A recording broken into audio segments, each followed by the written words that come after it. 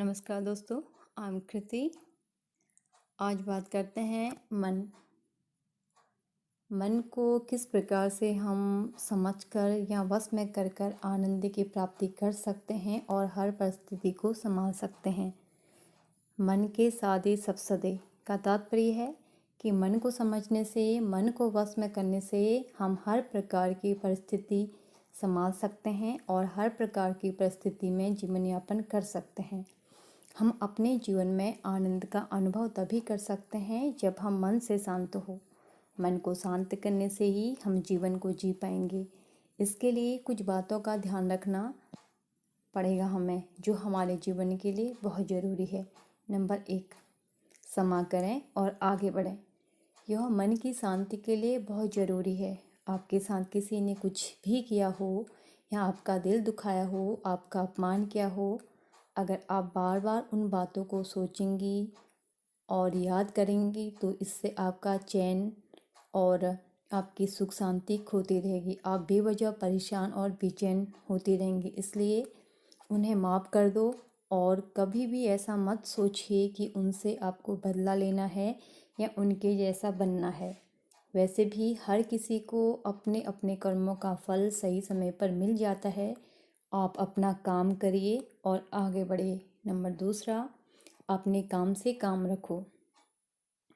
जीवन में बेवजह किसी के मामले में हस्तक्षेप नहीं करना चाहिए और आपका ही तर्क सही है या हमारा ही तर्क सही है, इस बात से भी दूर रहिए, क्योंकि कभी भी दो लोगों के कार्य करने की शक्ति, क्षमता और ढंग एक जैसा नहीं होता है।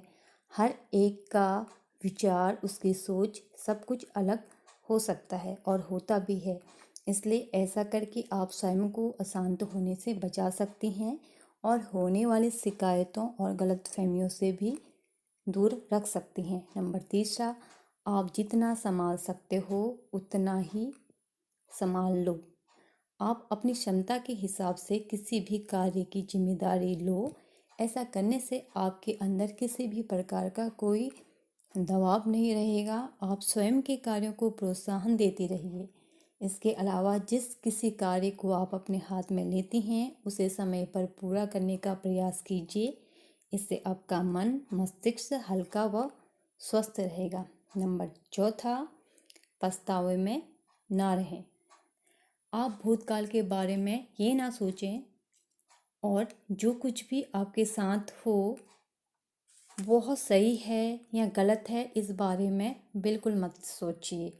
उसके बारे में ना आप बुरा महसूस करें। आप ये सोचें कि यह उस वक्त की ज़रूरत थी, तब आपके हाथ में जो था आपने किया। उस समय की परिस्थिति के हिसाब से, उस परिस्थिति को देखते हुए आपने बहुत अच्छा फैसला किया। अब ये ना सोचो मैंने ऐसा क्यों नहीं किया या मैंने ऐसा क्यों किया।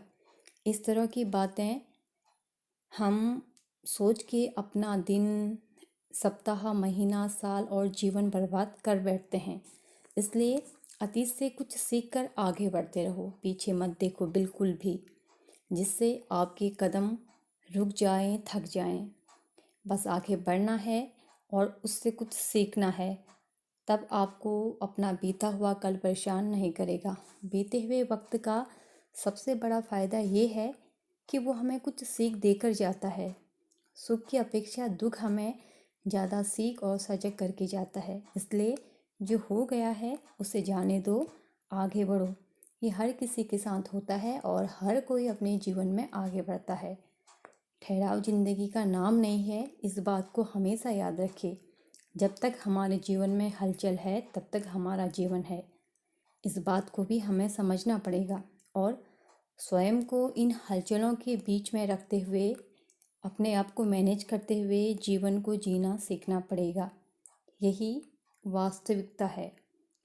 ये सारे गुण एक दिन में, 2 दिन में या 3 दिन में नहीं आ सकते हैं। इस बात को हमें स्वीकार करना पड़ेगा। इसके लिए हमें निरंतर प्रयास करना चाहिए। सबसे पहले हमें अपने मन को समझकर उसे वश में कर अपने हर प्रकार की परिस्थिति को समझते हुए कार्य करना चाहिए। इससे हम अपने जीवन में सुख, शांति, आनंद की प्राप्ति करेंगे। यही मन को वश में करने के फायदे हैं और यही हमारे जीवन का एक आधार भी है। धन्यवाद।